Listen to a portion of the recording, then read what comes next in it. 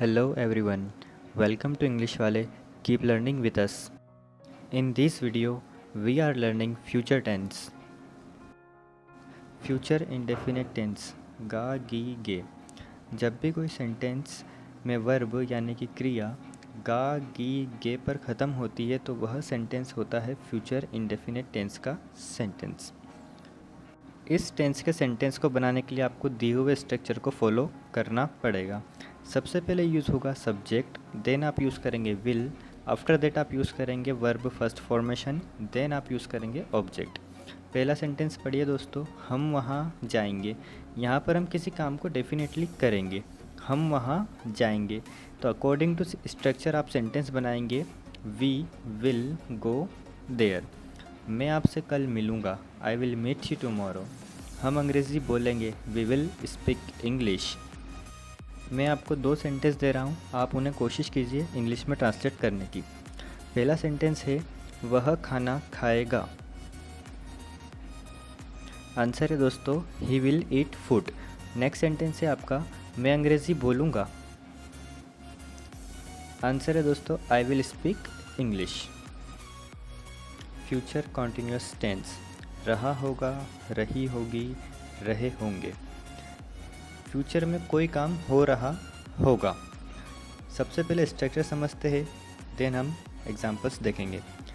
First of all आपको use करना है सब्जेक्ट, देन विल के साथ में be will be, then verb ING formation, then object.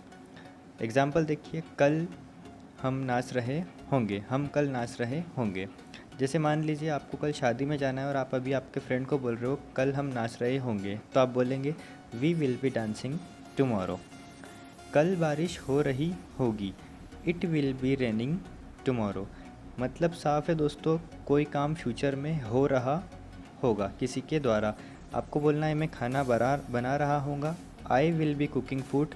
वह रो रही होगी, शी विल बी क्राइंग। वे गा रहे होंगे, दे विल बी सिंगिंग। आपके लिए दोस्तों सेंटेंस है आप सेंटेंस बना रहे होंगे।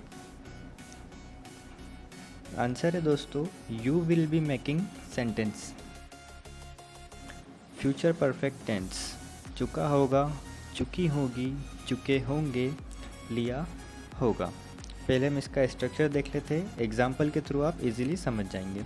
सबसे पहले यूज़ होता है सब्जेक्ट, देन आप यूज़ करेंगे विल हैव, देन आप यूज़ करेंगे verb third formation, after that use होगा ऑब्जेक्ट। देखिए दोस्तों इसका पहला एग्जाम्पल, वह ग्रेजुएशन कर चुकी होगी, कर चुकी होगी। शी विल हैव, डू का थर्ड फॉर्म यूज़ होगा, she will have done graduation. मतलब उसने वह किसी काम को कर चुकी होगी।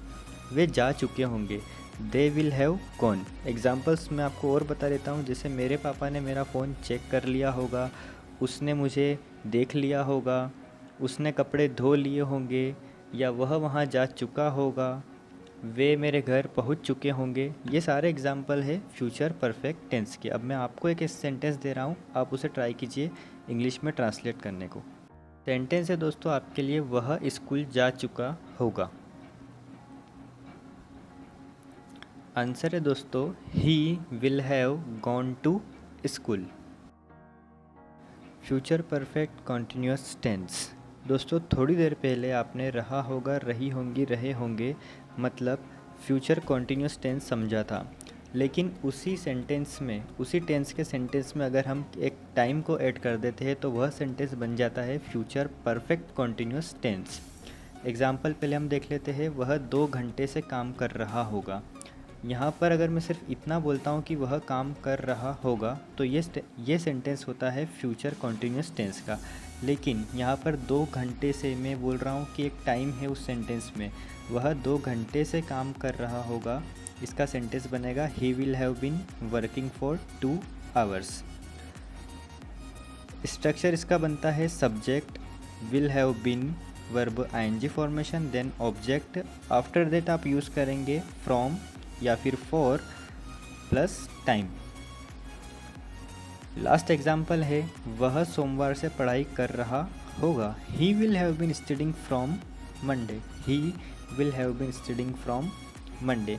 दोस्तों यहाँ पर बहुत सारे लोग मैंने देखा है मिस्टेक करते हैं वो मिस्टेक ये है कि यहाँ पर आप फ्रॉम की जगह सिंस लगा देते हो, लेकिन फ्यूचर परफेक्ट कॉन्टीन्यूस टेंस में कभी भी सिंस का यूज़ नहीं होता है, ऑलवेज़ फ्रॉम ही लगता है। लेकिन फ्रॉम कहाँ लगता है? जब आप पॉइंट ऑफ टाइम की बात करते हैं तब फ्रॉम का यूज़ होता है।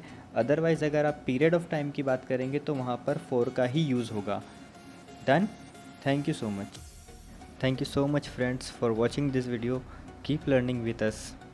And please guys, subscribe this channel.